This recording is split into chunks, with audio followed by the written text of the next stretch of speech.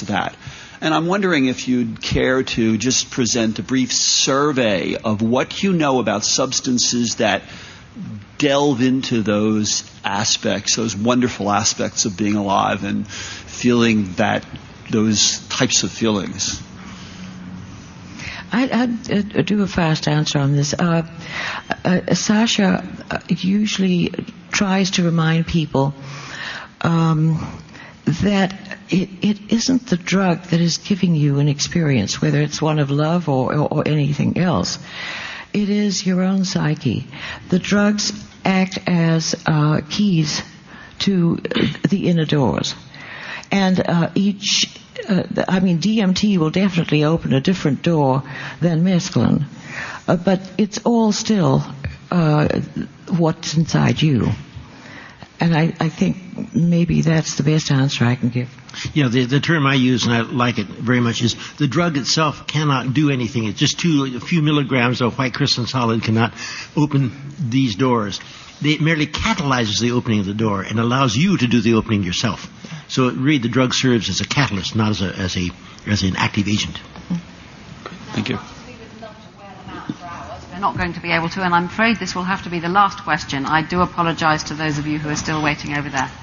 So I had read a review or something where you guys were talking about in the last couple of years some work you had done with cacti, and it wasn't mescaline or anything, phenethylamine, I don't think. And I was curious what that was. There weren't any further details. So could you repeat that word?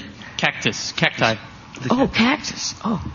Okay, one of the ones that I really put a fair amount of effort in is a cactus from Baja California known as Pachyceres pringlei. It's a cactus grows in the Table Mountains about halfway down Baja. And it is a very active cactus. Anna and I have both used it 2 times. And it contains no trace of mescaline whatsoever. So I've been digging into what's in there. I have identified about 8 or 10 compounds, and I've characterized maybe another dozen compounds. Most of them are isoquinolines, and I have synthesized 2 or 3 of them and tried them, and they're not active. There are some phenethylamines that are present, but they're known not to be active in man. Dimethoxyphenethylamine. There's one in there, methylene dioxy and methylphenethylamine. But if they are destroyed by the body's system.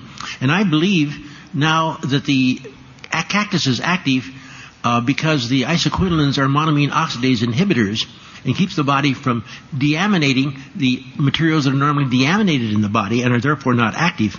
So the cactus is almost like ayahuasca. Any component alone is not active, but in mixture they are. And I would like to now continue back over these phenethylamines using monoamine oxidase inhibitors to see if that could be the justification for the activity of the cactus. I do not know the answer. Thanks. But we're still working on it. Oh, yes.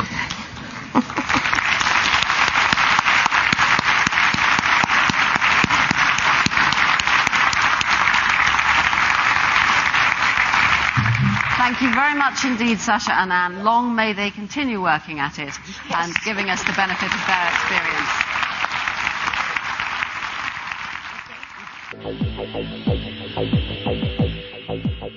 You're listening to the Psychedelic Salon, where people are changing their lives one thought at a time.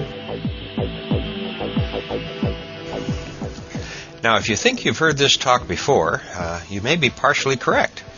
June 6th, 2006 was the approximate anniversary of my first year of doing this podcast. And so for the program that day, I think it was podcast number 39, I played several short selections from several speakers at this conference. But today you heard their entire session. So I hope that now you have a little better idea of the chemist side of the Shulgins. And should you have sometime in the distant past when these ABC drugs were still legal, should you have ingested one of these little gems like 2CB, you know that a lot of work went into designing that experience for you. And yes, Sasha and Anne and their merry little band of deep space explorers did just that for us. They designed experiences. Now, most of you, I'm sure, already own a copy of Ann and Sasha's books, P-Call and T-Call. But if you don't, you can buy copies through Amazon from your local bookstore or directly from the Shulgins by emailing their publisher at Transform Press, that's all one word, transformpress at yahoo.com, where the price is $24.50 each. And you can just send an email to Transform Press and get the details directly from them. My guess is that once you've held a copy of these books in your hands, you're going to have a copy for yourself. And if you haven't already begun to build your own psychedelic library, these two books are a perfect place to begin. For one thing, they're divided into two parts, and the first part is the story. Now, they bill it as a novel, but if you read it closely, you'll discover that maybe you even know some of these characters, at least the people the characters are based on. And then you'll discover that there is, at least maybe a kernel of truth here and there in this story. And then, if you're like I was when I first found P-Call, out in the boondocks with no friends who even smoked cannabis, working in the system, burdened with debt, hating my job, and then you read this great story that you somehow just know has to have a lot of truth in it, and for the first time in many years you have hope once again. And then you begin part two and discover some 500 or more pages of chemical recipes. Do you want to know more about 2CB? Just go to page 503, where you'll find detailed protocol for making it, followed by information about dosage and duration, and then come the qualitative comments and Sasha's extension and commentary. Now, I'm not sure about this number, but there are over 30 index pages with about 40 lines each. That's in P-Call at least, which means there are over 1,000 entries, and the vast majority of them are names of chemicals. And these are only the phenethylamines that he created and tested. The tryptamines are decaled in T-Call. Now think back for a second about some of the things that we just heard Sasha say about, first, the problem of figuring out which compounds will be psychoactive and then building them, but the second problem of human testing and how painfully slow it absolutely must be.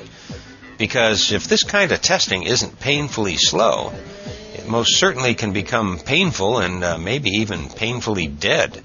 So if there are any budding chemists out there that are listening to this, please keep Sasha's words in mind at all times.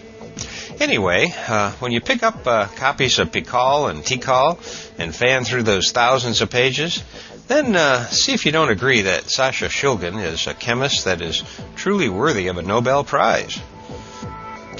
Wow, I've been saying that for years now, but just now, just as the words were coming out of my mouth, I suddenly realized that this is the first time I've said that since Dr. Hoffman died, because I always follow it by adding that Albert Hofmann is equally worthy of the joint Nobel Prize in chemistry.